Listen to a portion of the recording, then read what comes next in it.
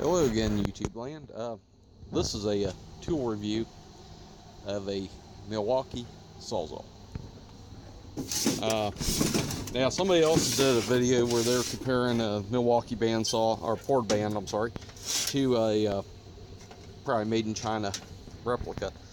And the made in China thing failed on him. He had to take it back to the store. I was thinking about this. This is not a new SawZAll. It's an older one. I got this at a garage sale from the second owner of the saw, who bought it at a garage sale from the first owner of the saw. Cord's in good shape. The case is in good shape. It's got the wrench there. And this is the style saw that I like. It has the set screw retainer. I know I'm getting shadows and sun. You may not be able to see it, but there's a set screw in there. It holds the blade in. It does not have the quick release type. For heavy duty sawing, I do not like the quick release ones. They always seem to either shear the shank off the blade, and when I'm saying the shank, this portion here that goes in there that locks the blade into the tool, see the little hole there, and this, it'll break it off right in there. That's your blade shank. Now, this blade here compared to this blade here, this is a standard old style bimetal cutting blade, and I think it was Milwaukee at one time. It's no, I take it back. That's a VA. That's Vermont American. Let's see if I got one here. Yeah, here's one that I don't think was ever used. Okay, that's an old style. They're old style, super tough, bimetal,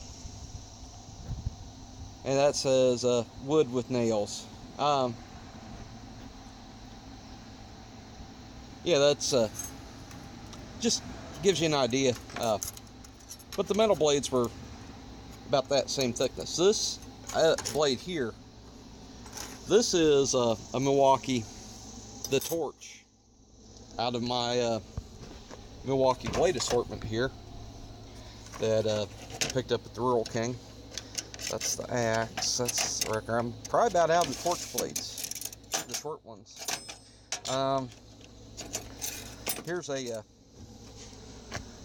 a brand new one, the Torch. And you see these hexagons that they painted on these. They actually made these things stronger than they used to be. You can probably see it there. This here, I helped a guy out to get rid of his aluminum wheels after he scrapped his car. He's going to scrap the wheels instead of attempting to sell them for auto parts. He was going to just take them to the scrapyard for scrap. Okay, don't have a tire changer, don't have a bead breaker, don't have a lot of stuff. If you have a good SawZAll, and you'll ruin doing this, you'll ruin a couple blades. It clogs them up, starts taking the teeth off, dulls the teeth, takes them off there. Aluminum clogs your teeth. But you put the SawZAll on low torque, and it gets in there, or low speed. That's a 2-speed saw. If you're going to cut an aluminum wheel, let me go over to one that's on the right. If you're going to cut an aluminum wheel to break the bead and get that off there, assuming your tire's junk, start here and there and cut at the corner and go down, cut into the aluminum bead like down into here, and you cut completely through it tire bead, and you do the exact same thing on the B side of the wheel, which that's an old record term for this side too, and you do it in the exact same spot, and then use pry bars, peel that wheel or that tire bead down, then you peel it over it, and you peel it off the other, or back through the other bead, and the wheel comes out. If you got a tire changer that works real good, it's so much quicker with a tire changer. But anyways, this SawZAll, it's older. I paid $40 for it, but it works awesome. The case is in fair used condition. And, you know, it's been used, and I've used it, and I've cut C-channel with it and other things. And when you're using these hard, yeah, you stop every once in a while, you take a break, you let your saw motor cool off. Yeah, if it starts getting too warm, just take a break, unplug it, set it someplace where the heat's not going to cause any problems, just let it cool off. When I got this thing, it came with some blades, and some of these blades I've used. I need to get something for them because they're bouncing all around my cords, and yeah, like this Vermont American blade, it's got a slight bend to it. If I need to cut something and I don't want to run another blade, or like this, if I'm going to cut something that's going to destroy a blade, I'll use that one up first and save my new blades. I'll see that. It's empty. It came with this blade here, which is, Skill says it's a 4 or a 5, 4/5 tooth per inch count for smooth cutting of wood. They call this blade the Ugly. And this came from Quality Farm and Fleet, and it says Swiss made on the top of the blade there. Quality Farm and Fleet's been out of business here for a long time, so but that came with the saw. Yeah, it's, if you gotta cut some tree limbs off or something, and you don't have a chainsaw, well, yeah, if they're small enough that you can get through that blade, I'd say 6 inches or less, you can take that blade and just cut it, and it'll work, especially in a pinch. I've got some of these Lennox thick metal blades. These are okay. They do not work like the torch blades do. They do not at all. Yeah, that blade there, that's actually scrap metal. There's a Milwaukee metal blade. That's either the old style, just bimetal for cutting metal, or this might have been the old style, the torch. They are not as sturdy as the new ones. The new ones, Milwaukee has made them so much better. I got a lot of used blades here. I got a bunch of blades that came with this thing.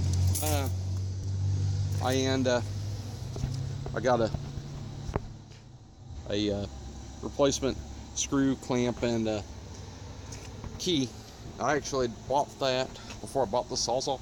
This SawZAll came with 2 more, an extra clamp piece, and the guy I was helping out thought he was a real slick sucker, and he snagged him out of here.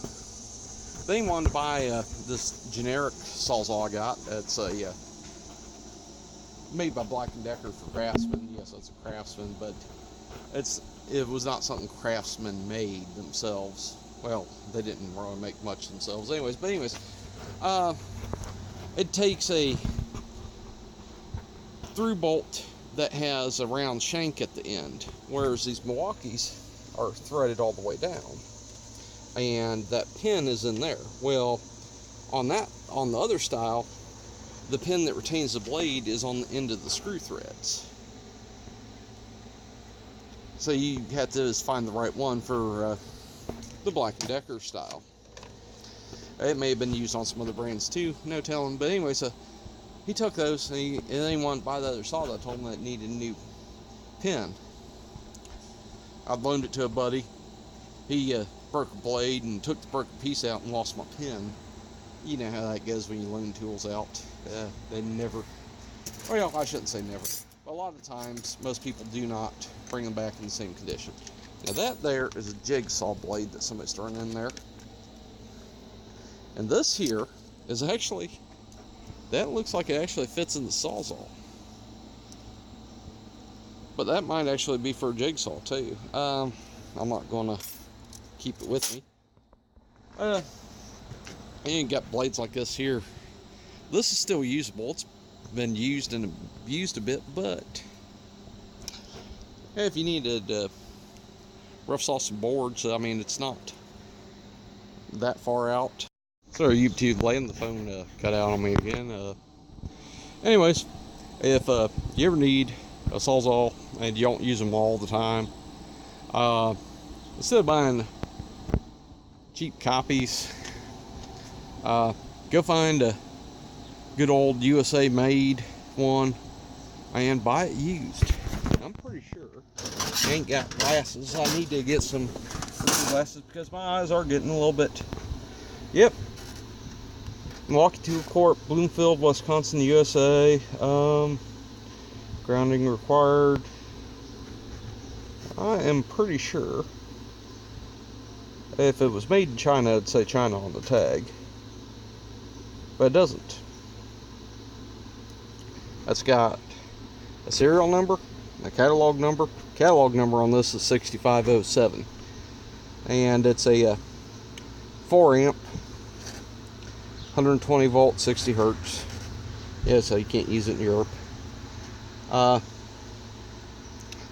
Yeah, if it was made in China, it would say made in China or something on the tag. It doesn't. This is a USA made tool. Yeah, if you go to a garage sale, pawn shops now, they want like over $100 for one of these. But if you take it in to pawn it, they'll only give you 20. So I tried to get a loan one time, and they wanted to actually on tools give me scrap prices. I could actually take the tools to the scrapyard, throw them in the pile of metal, and come out 1/100th of a penny a head. It was like that stupidly ridiculously low. Okay, that's all for this video. Later.